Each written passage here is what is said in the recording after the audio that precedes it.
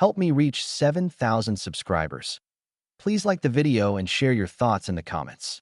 Your feedback helps make the content better. I caught it by accident. Saturday, late afternoon, I was in the garage swapping out a dim light above the laundry sink. The side door was cracked for air. My wife, Claire, had 3 of her friends on the patio with iced tea and gossip. I wasn't spying. I was trying not to drop a glass globe. 2 weeks, one of them chirped. Perfect, another said. Isn't his birthday in 2 weeks? Claire laughed like it was a prize she'd won. How did I not think of that? I'll do it then. Big audience, 0 pushback. Time it for dessert, her friend said. He'll be off guard. Tomorrow I'm calling my lawyer. Claire squealed. I want it clean. He signs, I'm out, and I keep the good parts. They clinked glasses. I stood there, holding a warm bulb, letting the old one tap against the sink. If you've ever had a floor slip under you, that's what it felt like. And yet, my first thought was stupidly domestic. I'd just fixed that patio umbrella for them. If I'd known how far she was prepared to go, I might have skipped straight to the end. I didn't. I gave her the courtesy of a full picture before I closed the door. That night at dinner, she was all sweetness. She slid a plate toward me, set a fork in a perfect line, asked about my day like she hadn't scheduled the demolition. I kept my voice even. Busy, I told her. Monday's going to be worse. You always work too much, she said, smiling at the oven. But I'm proud of you. Thanks. I cut the chicken. We'll need to talk logistics next week. Budgets. Scheduling. Her eyes flicked up for a second. Since when do you do logistics with me? Since we're adults, I said, and kept eating. She changed the subject. I let her. No scenes. Not my style. The next morning, I was in an office overlooking a quiet street, shaking hands with a man who looked like he had never been late in his life. Henry Walters. The kind of attorney other attorneys call when they're out of road. I had his name from a client who'd gone through a disaster and walked out whole because of him. Henry listened without drama. He had a legal pad and patience. So you heard this conversation word for word? He asked. Word for word, I answered. I can repeat it, and I will. He clicked his pen. And your prenup? In the safe, I told him. Her copy's with her attorney. Mine's here. I slid a folder across. There are clauses. She didn't read them closely. He scanned. Most people don't until they want to argue with it. He circled 2 lines. These are the loopholes your friend mentioned. She said she'd call her lawyer Monday. I added. Plan is to do it on my birthday with witnesses and drama, so I don't push back. Henry didn't smile. Good. We'll get ahead of it. We'll document your statement today. I'll file a notice to preserve assets and keep every transaction clean. You don't tell her you know. You don't move funds the wrong way. You follow my instructions to the letter. I'm not going to do anything dumb, I said. I can see that, he replied. But I'm going to be thorough.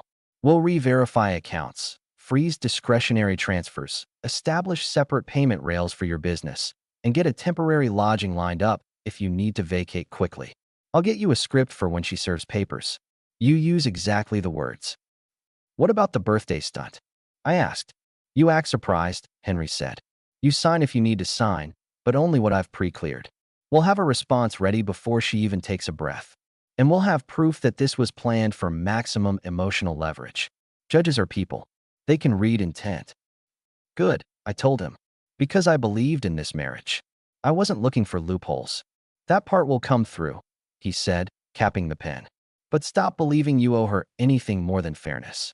From this minute forward, you protect your dignity and your assets. Understood. Understood. He had me sit with his assistant and record a statement.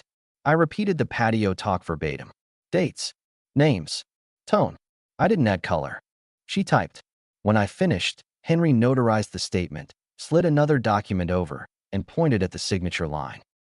That acknowledges you've told me the truth as you understand it, he said. This isn't theater. It's structure. Fine, I said and signed. On the drive home, I made calls. First to the bank, separating a line item she liked to tap for decor projects into a capped weekly allowance with alerts. Then to my office manager, Melissa. Need you to shift all vendor payments off the household account and onto the business card, I told her. Today, she whistled low. Everything okay, boss? Will be, I said.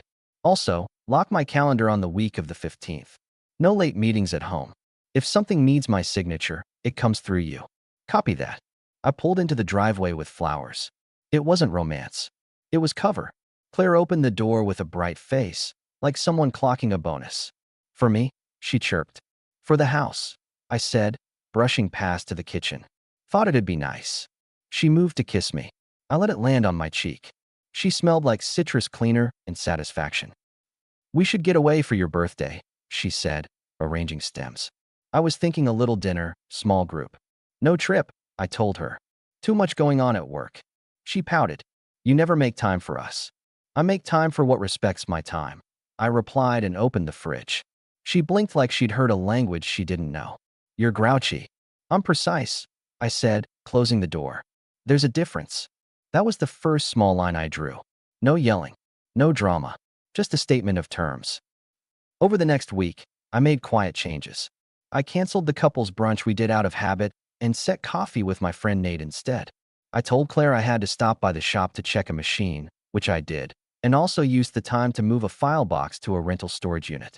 House keys got copied. My workshop got inventory photos. All clean. All calm. Claire's tone drifted colder. Little digs. She'd brush past me, drop a remark with a sugar coating. You know, if you dress sharper, you could probably charge more, she said on Tuesday, watching me tie my boots. I charge for results, I answered, looping the lace. Clients know that. Sure, she tossed back. I'm just saying, optics matter. Optics don't pour concrete, I said, grabbing my toolbox. She laughed into her mug. You always have an answer.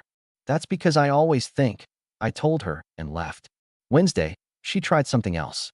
She swung by my office with takeout and set it down like peace. I was near your spot, she said. Thought you could use a break. That's considerate, I replied, washing my hands in the sink. She perched on the edge of my desk, tracing the grain with a finger. I know I've been distant. I'm sorry. I've been overwhelmed. I watched her face, the practiced frown. What's the ask? She flinched. Can't I just bring lunch without an agenda? You can't, I said. You usually don't. Her shoulders dropped a half-inch. I miss you. We should try harder. We could, I allowed. Meet me halfway. Start with small things. Like what? She asked. Respect my time, I said. No surprise guests. No public jokes at my expense. Keep plans you make with me. She nodded quickly, too quickly. Of course. We ate. She leaned in like the past 10 days hadn't been strategic. That was the first softening. I didn't push her away, but I didn't melt.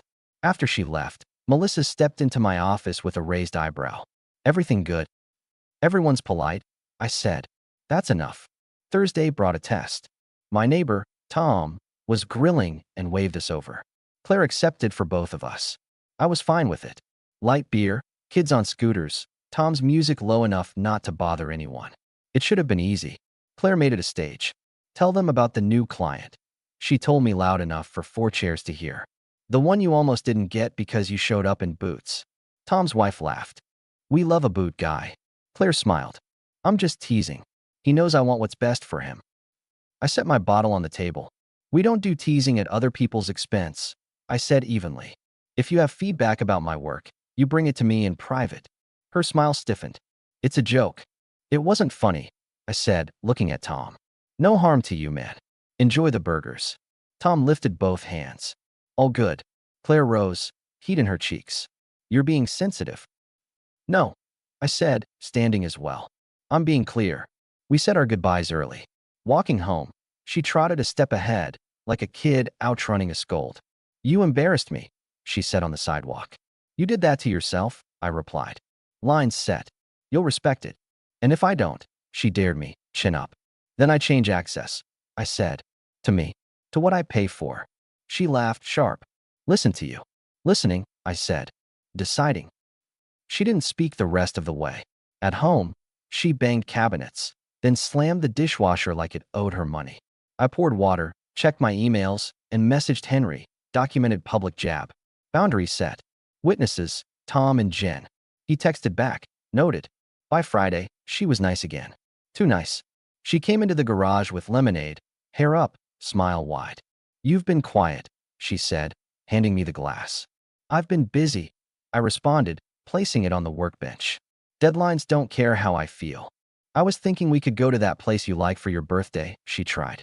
Just the two of us. I thought you wanted a small group, I said. She paused, calculating. Well, sure. Maybe after. First, just us. Schedule's tight, I told her. We'll see. That was the second softening in motion. A different shape, same function, nudged me into a position where I'd be grateful and therefore pliable when her real move came. I played along with a nod and went back to tightening a bracket. The following week, my initiative went larger. I told Claire I was taking on a big project and would be sleeping at the workshop 2 nights for early starts. In truth, I signed a month-to-month lease at a furnished apartment 5 blocks from my office. The rental company moved in a mattress and a couch that afternoon. I stocked it with a couple of shirts, a razor, and enough food to get by. No huffing, no hiding in a hotel. Just a straightforward contingency. The key sat in my pocket like insurance. At work, I met Nate in the back lot. He's been my friend since before there was a house or a Claire. You look like a man with a plan, he said. I'm a man with a calendar, I replied, and a very good attorney. You going to say anything to her before the day? He asked. No, I told him. She thinks she's running the show.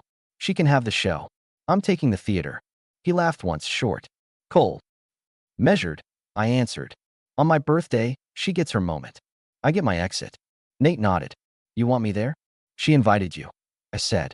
Show up, watch, and afterward, take the keys to my truck and get the box in the back to Henry's office if I text you go.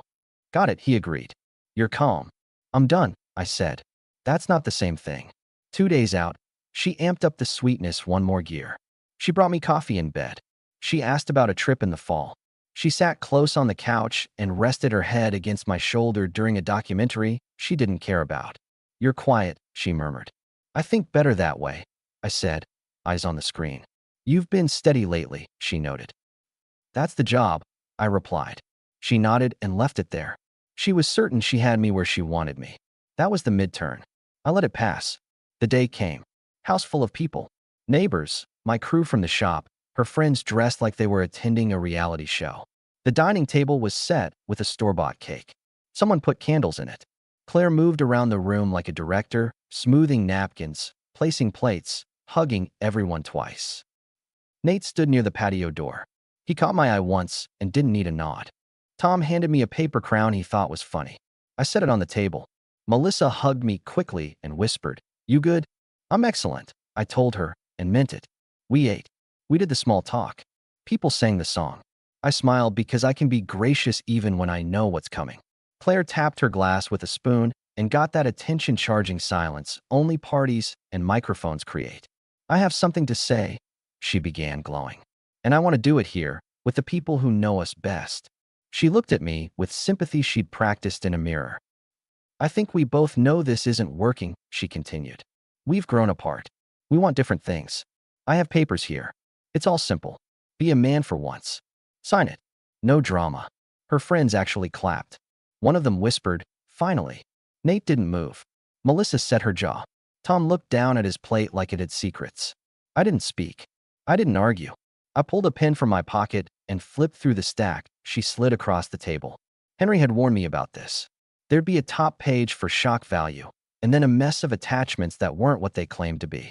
The version in front of me wasn't binding without my response. It was theater, so I signed only on the acknowledgement of receipt where Henry had told me to sign, careful and neat. Thanks, I said quietly to Claire, handing the stack back. You've made your choice. I make mine. She blinked, thrown for a beat that I hadn't cracked. Then she put on the grin again and kissed me on the cheek in front of everyone like she was giving me a trophy for compliance. That's that, she announced to the room. That's that, I repeated, standing. I turned to the group. Thank you all for coming. Enjoy the cake. Where are you going? Claire asked, surprised. To pack a bag, I answered. I'll be out in an hour. She waved a dismissive hand. Please, don't make it a whole thing. No thing, I replied. Just logistics. Upstairs, I pulled a duffel from the closet and put in what I'd already planned. 2 shirts, work pants, toiletries, the few things I'd deliberately left at the house. I took the small lockbox from the safe, just my passport and a deed copy Henry had already filed, and left the rest. No petty grabs. I didn't want souvenirs. Claire stood in the doorway while I zipped the bag. You're moving out tonight? She challenged. Like that wasn't the point of her performance. You asked for a split, I said. I'm making space. You don't even want to talk? She pushed. We talked, I said. For years. I'm trying to be fair, she insisted. You're trying to be efficient, I replied, brushing past her. Different thing. Downstairs, Nate met me at the door. I handed him an envelope. Henry's packet, I said. Go. I'm on it, he said, and slipped out. As I loaded the duffel into my truck, Claire called out from the porch, voice bright for the crowd. Don't be dramatic, she said. It's just paperwork. I looked at her, then at the neighbors pretending not to watch. It's just respect, I said. You'll miss it. I drove to the apartment. It was plain, clean, and anonymous. Perfect. I put my bag down, washed my face, and texted Henry. It's done. He replied one word. Received. By morning, I had an email from Henry with a calendar of steps. There was a hearing date. There were forms already filed. There was a request to keep temporary financial boundaries as they were until the court signed off. He'd wrapped the whole thing in tape and labeled it. My job was to show up when told and not improvise. Claire, for her part, was drunk on her own victory lap. She sent a group text to the party attendees thanking them for supporting a tough decision and tagged me in 2 photos like she'd hosted a charity fundraiser. I responded to none of it. I forwarded the text to Henry. He wrote, good. Pattern of public staging. That afternoon, she called twice. I let it ring. She texted, we need to meet to divide things. I'll be reasonable. I replied, communicate through counsel. She wrote back a string of question marks, and then, don't be petty. I didn't answer. I turned off the phone and went for a run. 2 days later, the tone shifted. She tried my office. I don't have time for games, Claire announced, stepping into my doorway without knocking. Then don't play them, I said, not looking up from my invoice. You can't ignore me. This involves me, she said. Henry will schedule anything that involves you. I replied. If you need his number, you have it. This is ridiculous, she tried again. Probably, I said, signing the invoice. But it's organized. She planted both hands on the desk. Why are you doing this to me? I met her eyes. You did it on purpose. I just noticed. She stared, and for a second, I saw confusion, like she didn't recognize the man who wouldn't argue with her in his own office. Melissa stepped in then. Hey, she said to Claire flat. You can't be back here without an appointment. I'm his wife, Claire snapped. Melissa's expression didn't change. Try email. Claire looked at me for backup and got none. She left in a huff, pushing the glass door too hard so it bounced. When the door stilled, Melissa shut it gently and said, good boundary. Thanks, I said. Hold my calls for an hour. When the hearing day arrived, it wasn't a war room. It was a quiet room with fluorescent lights and too much carpet. Henry nodded at me once, handed me a folder, and spoke in that calm way he had. We've got this, he said. I know, I answered. Claire came in wearing a victory face. Her attorney followed, jaw tight. He did not look like a man enjoying his morning. He looked like a man who had promised outcomes he could no longer deliver. The judge read through the files. Henry presented our timeline, the notarized statement from that first Monday, the financial records that showed no weird transfers, and the public texts where Claire had turned my birthday into a stage. He didn't raise his voice. He didn't perform. He just set the facts on the table like tools and let them speak. Claire's attorney argued about intent and fairness. He tried to paint me as rigid. The judge didn't bite. At the end, the judge referenced the prenup and the documentation and made a straightforward decision. Assets stayed as agreed. My business and house remained mine per the contract, and Claire kept her car, which I had given her. The rest was clean lines and signatures. No triumph, no meltdown, just a quiet shift in weight. On the steps outside, Claire rounded on her attorney, not caring who heard. You told me, she started. He cut her off, voice low but sharp. You were warned that staging it like that would backfire. He was prepared. There's nothing here for you. Her mouth opened and closed. For the first time in weeks, she had no script. She called me that evening.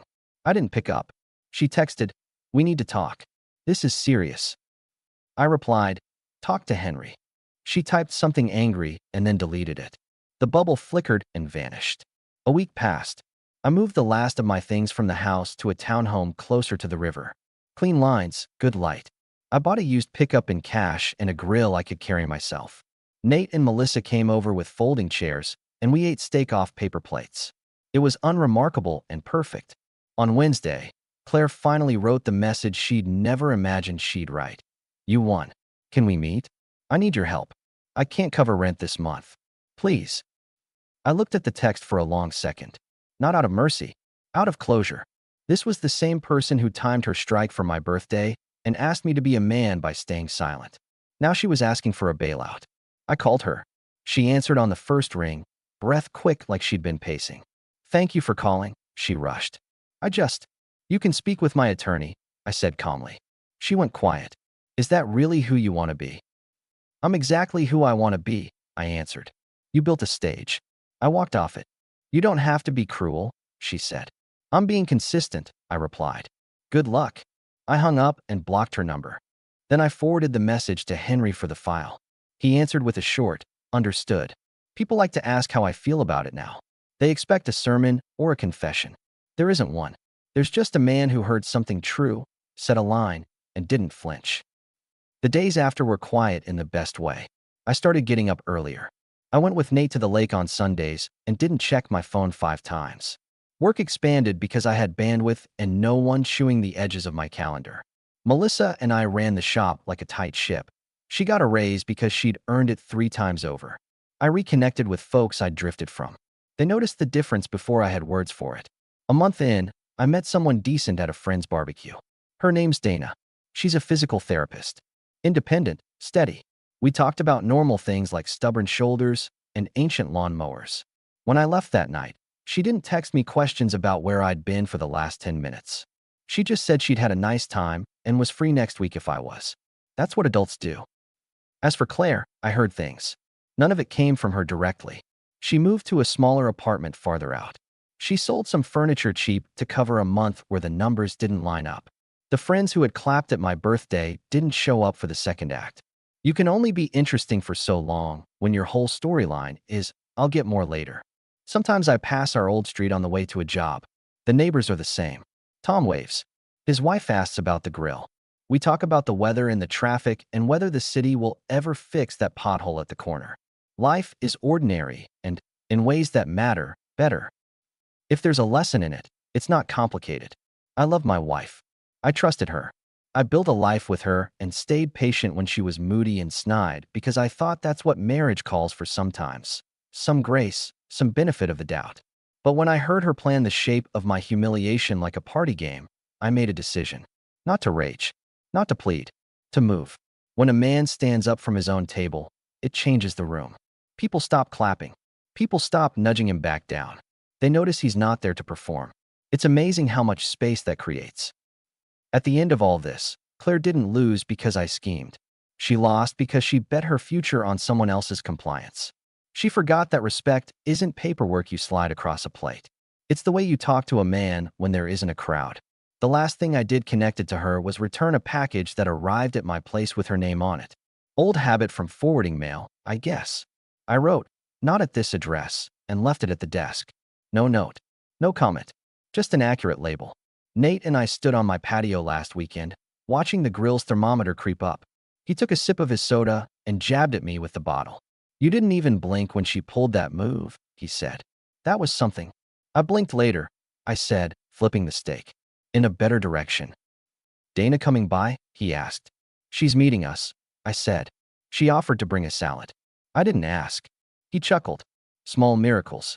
That's the big miracle," I said. "Adults doing what they say." He clinked his bottle against mine.